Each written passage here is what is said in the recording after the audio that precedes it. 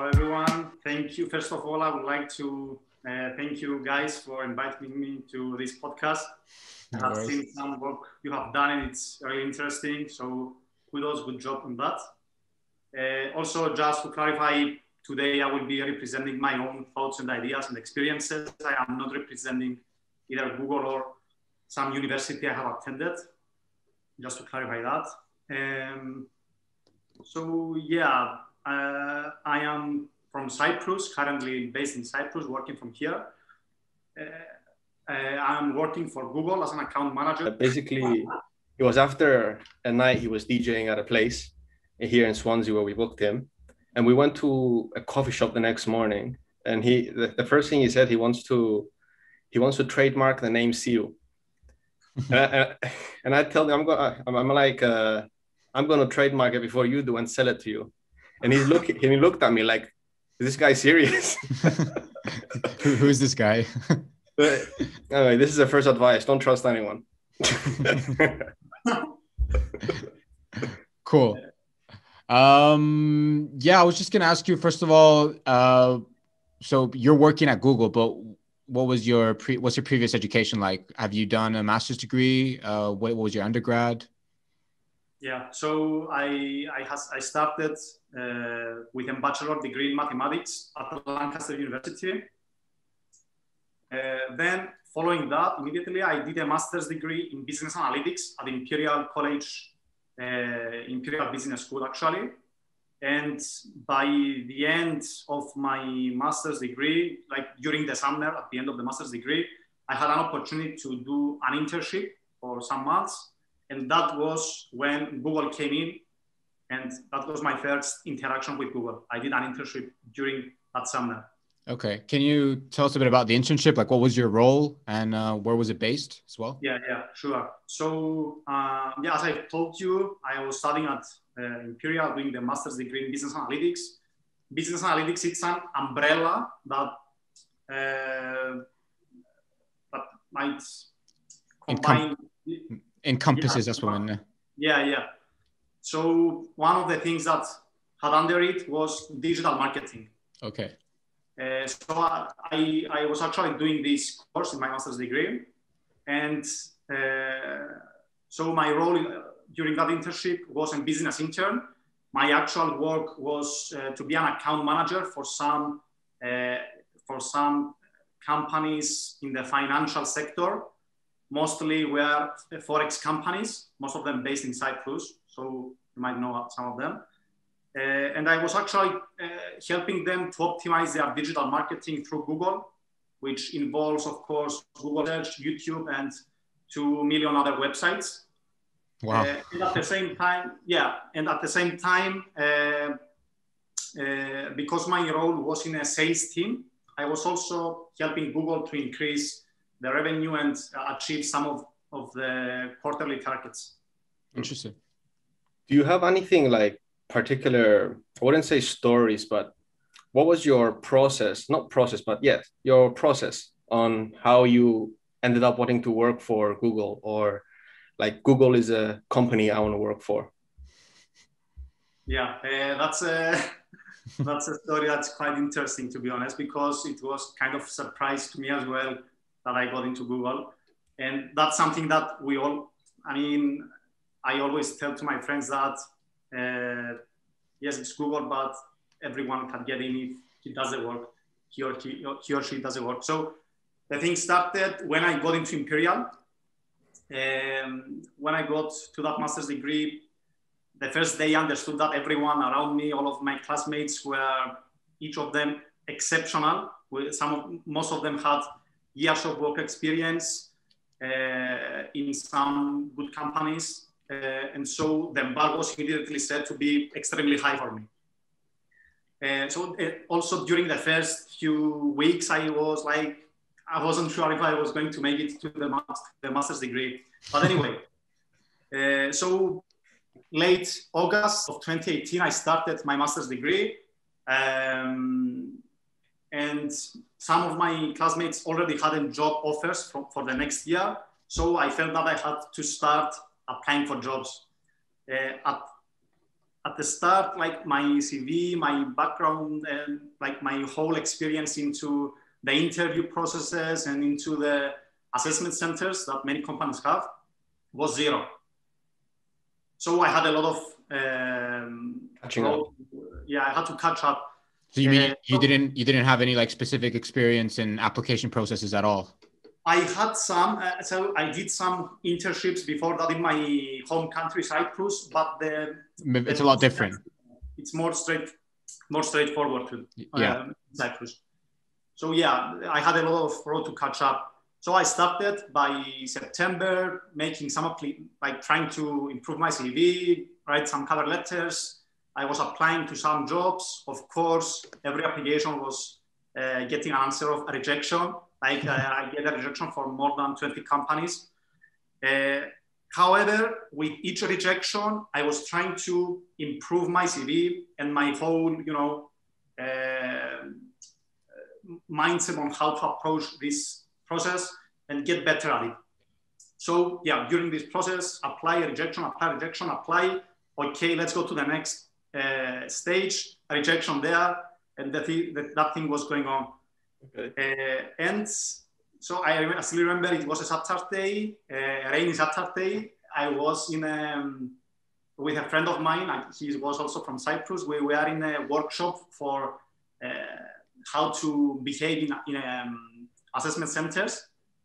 And after that, we went for some drinks, and he told me, "Hey, Marios, do you know that Google has some application open for internships?" I thought, okay, I didn't know that. I was only focusing on the full-time roles. He sent me a link. I went home at 10 o'clock, and I've seen that the deadline was either on the next day or on the day after.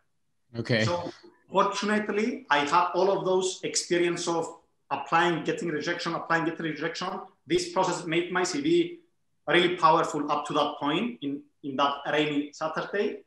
I applied. To be honest, I wasn't expecting an answer, but a few months later, I got the answer.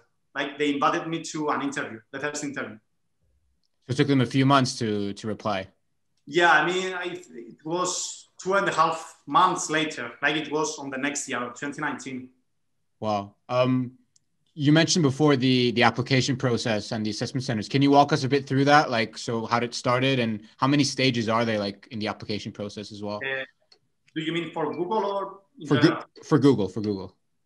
Okay, so for Google, it depends on the role and if it's an internship, for example. For the internship role, I did only 3 interviews. First one was with the recruiter just to, if I'm a good fit, if I'm a good fit for the role, and then 2 interviews. And then that was it. The next stage after the interviews is like a hiring committee reviews all of the final applicants and they choose. But at this stage, you cannot do anything. Okay. And so when you work on your position now, like after the internship, did you have to go through the application process again, or did they offer you a position? Yeah. So again, my experience of that was really specific because I was an intern and then I converted into a full time. However, what was the process? I finished my internship in November of 2019. And then for the next few months, I was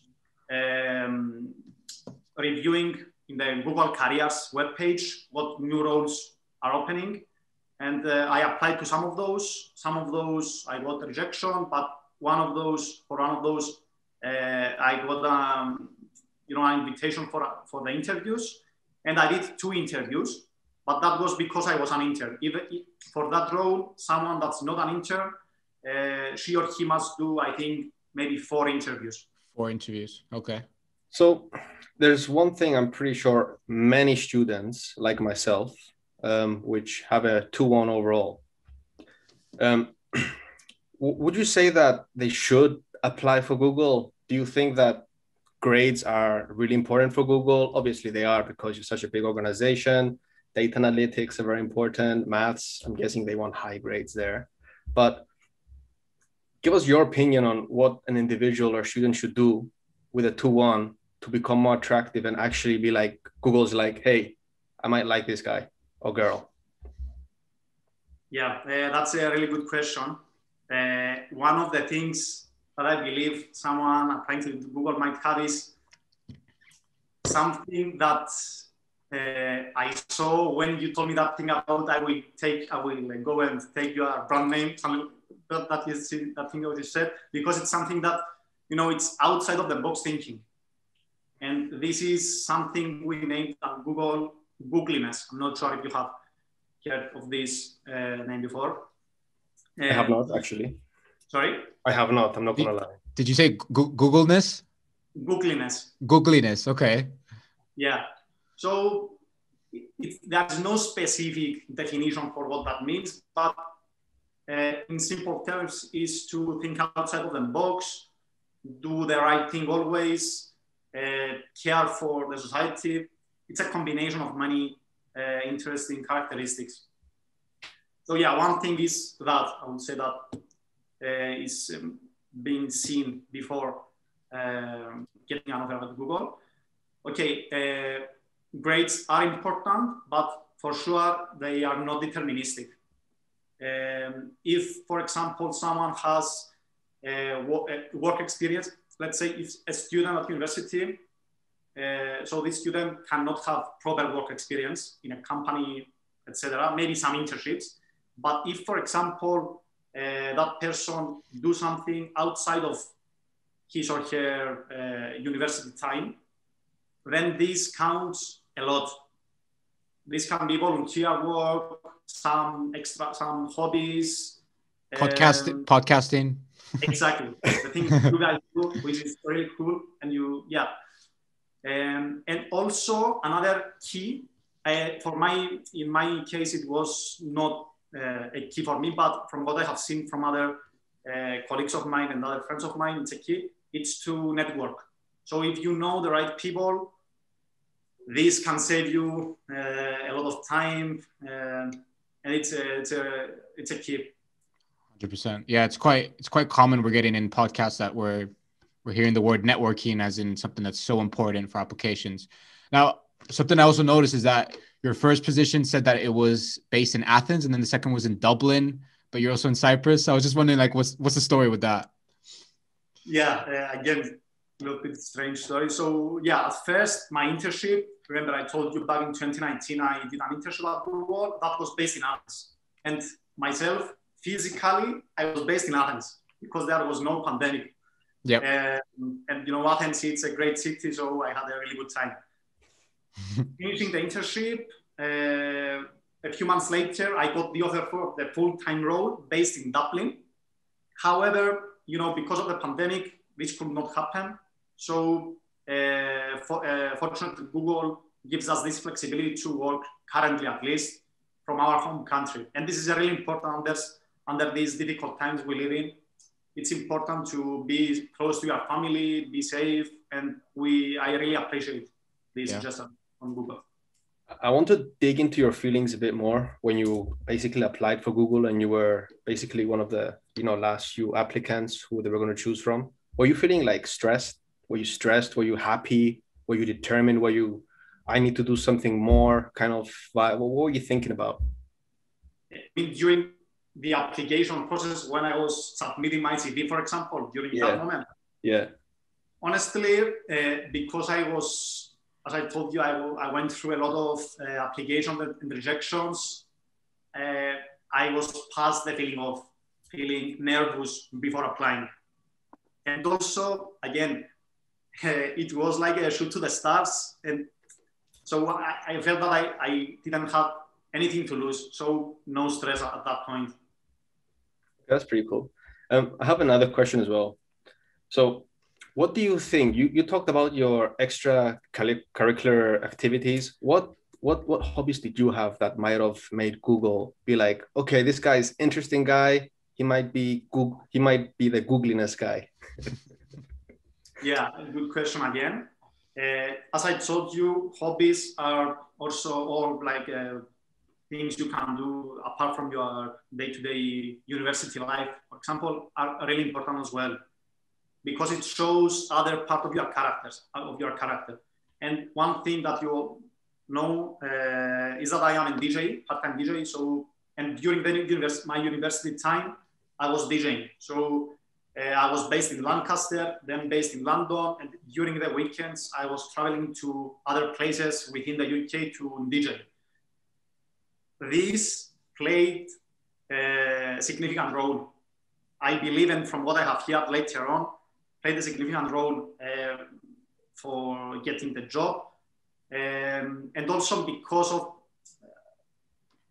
you can't have work experience when you are still a student. So this gave me something extra that, made me stand out. Exactly. So, wow, because it's quite interesting. Like you don't hear very common that people work at Google or also DJ. So I just want to ask, like, how did that start? Like, how did you get into DJing? So back when I was 19 years old, I was in Cyprus serving my military service as you guys a few years ago. And I always liked music. I always liked clubbing. So being DJ was a combination of the two. So I started on my own DJing, learning how to DJ when I was in Cyprus. Then I went to Lancaster. And then I went to Lancaster, and then when I realized that there are many Greek and Cypriot societies in the UK that are organizing every weekend Greek nights in clubs. So then it was when I realized that, okay, this has some demand. I have some knowledge. I don't have the experience, but I have the knowledge of DJing. So I started selling myself at Lancaster at first, so that I was going to be able to play at one event first.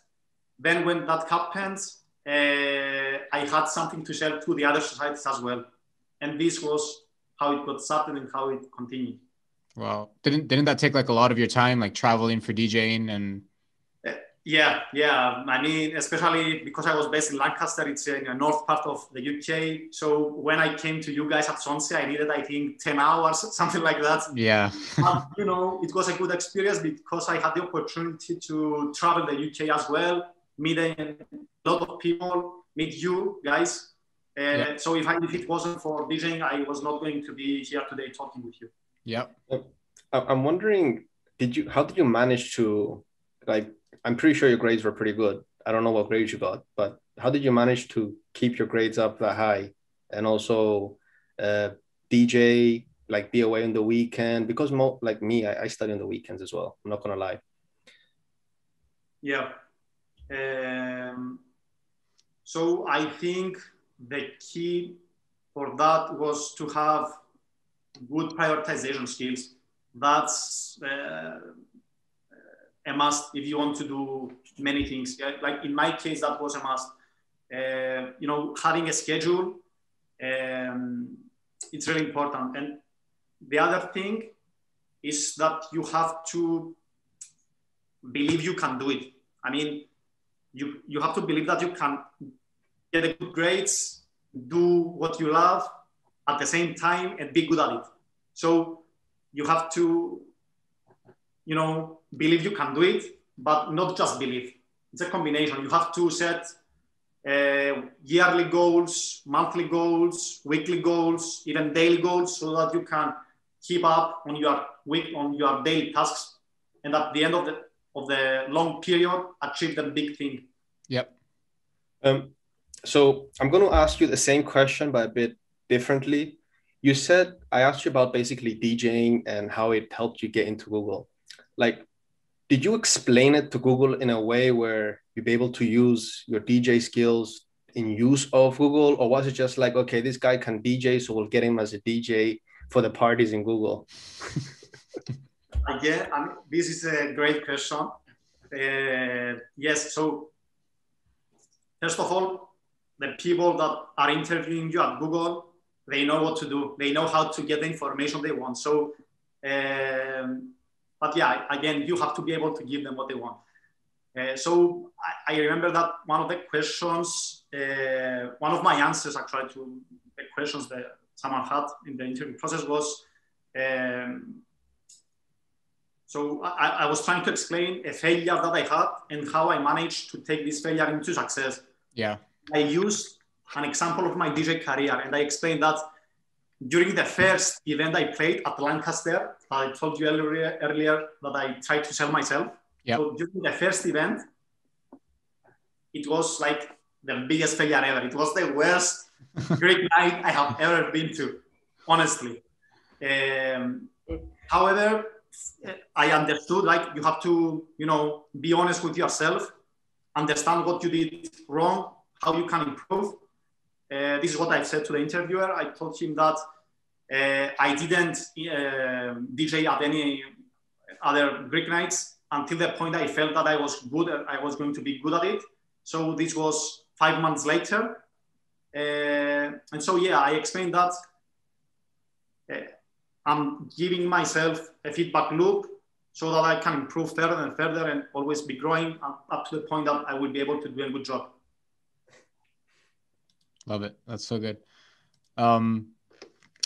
Again, another thing I'm just going to go back to that application process before. Like, you mentioned that you were rejected by quite a lot of companies, which is something that I also went through as well. But obviously that can be really damaging to like confidence. So how did you deal with that? You said you sort of improved your CV with it. So what did you take from those experiences? Yeah, great question. Again, this comes back to the feedback loop that you have to give to yourself. So at every application that was a rejection, there was usually a feedback from the company. But even if there was no feedback, then I was trying to improve it even further. So it's important to understand that it's long-term consistency beats short-term intensity. Yep. So if you try to make a small impact every day for 2 months, then 2 months later, the impact will be huge. So at every rejection, I was trying to improve it at least a little bit. And the other thing that everyone going through this really tough process, because it was extremely tough for me as well, is that there is an old saying it says, you hang around the barber shop, sooner or later, you are going to get a haircut. So if you stick to it, eventually you will get it. And then you will get it, yeah. I'm going to give a small phrase with a meme you guys just reminded me of. It's basically, when you got this one person, an arrow on his back and he's all down, like, help me. And then you say, this is a new me, and there's like 100 arrows, like, I can't get rejected, but I'm still going to stand up. Yeah. Yeah. Good point. Okay. So we can go to something I've seen, I think a month ago, through your Facebook or LinkedIn. I'm not really sure where it was. And you wrote an article about COVID-19. I haven't read it, I'm not going to lie. So maybe you want to tell us what's about. Sure. Wait, not only did you write an article, it was published in a scientific journal. So yeah, continue. I thought it was important to say that. Yeah, thanks, Giorgio. And if you read it, please let me know if you have any questions on it. So yeah, as Giorgio said, it's a paper. It has been recently published in the Epidemiology scientific journal. You can find it there. It's publicly available. And it's so we analyzed, actually, this paper analyzes the interest of Cypriots specifically in COVID during the first few months, from January to April, from January to June. January to June. Okay. Yeah, this is in brief, just the title and what it does. Okay.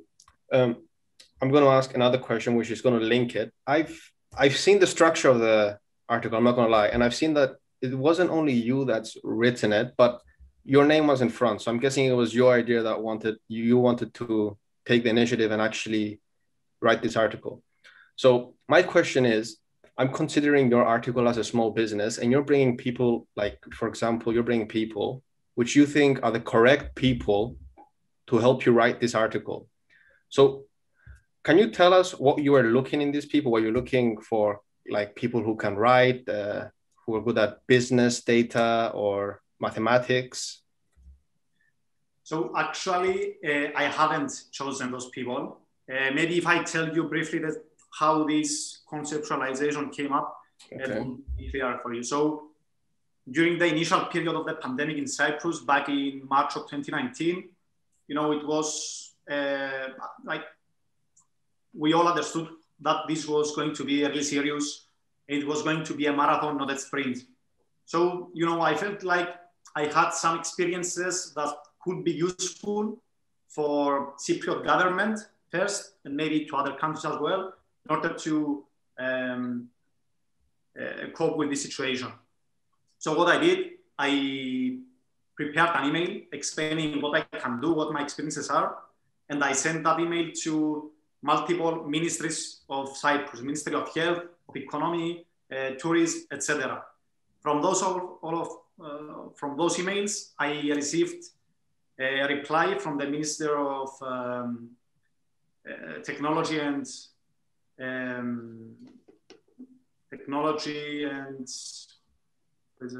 Innovation of Cyprus. Okay. And he was mentioning that, we do nothing together. And then the minister himself directed me to these people. And those people are professors from the University of Cyprus and from University of Milan. Okay. How did the University of Milan get involved? That's an interesting one. I think one of the professors from University of Cyprus brought in the other professors, because myself, I am not an academic. I don't know people in this arena. So yeah. Okay. Yeah. Well, we'll definitely add maybe a link to your article in the description of the video if anyone wants to have a look as well. Now, I was also going to ask about just yourself. What are your sort of future plans? Do you have any specific goals that you're looking at for the future? Are you planning to sort of get into maybe a more promoted position in Google? What does the plans look like for you? So I have been in Google as a full-time employee for the past 8 months. My short-term plans are to, improve a lot of my current role, learn more how Google ecosystem works, how the whole industry works, because this industry involves other great companies, Facebook, Amazon, you name it. So I want to understand even further how this whole ecosystem works. And for the long term, I would like to see myself continue working in the technology industry, and hopefully even maybe in many years, maybe, I'm not sure, I can also bring some innovation to it as well. Also, at the same time, I started usually getting involved into the investment trading world. So maybe I will continue to... Game stonks. Yeah. Brilliant. Neil, do you have any other questions? Sorry, for sure. I will be continuing DJing after this whole pandemic story ends. We want you down here, man. Come on. We need a good party down here. Come back. No, go ahead. I was going to ask you, I know basically writing this scientific journal is an achievement, but do you have any other particular achievements you think that would be beneficial for students to hear, maybe even young adults or even old adults? So, I mean, if I start from when I was younger, there were many, let's say, small achievements, something that I achieved that helped me be where I am today. Because as I've said before, long-term consistency beats short-term intensity. So if you have small achievements from way back, then this can be helpful for the future. So from when I was younger, I was studying, I was trying to have good grades, because back then that was the only achievement you could have during high school. Okay, some other things. So yeah, I was always trying to be at the top of my grades.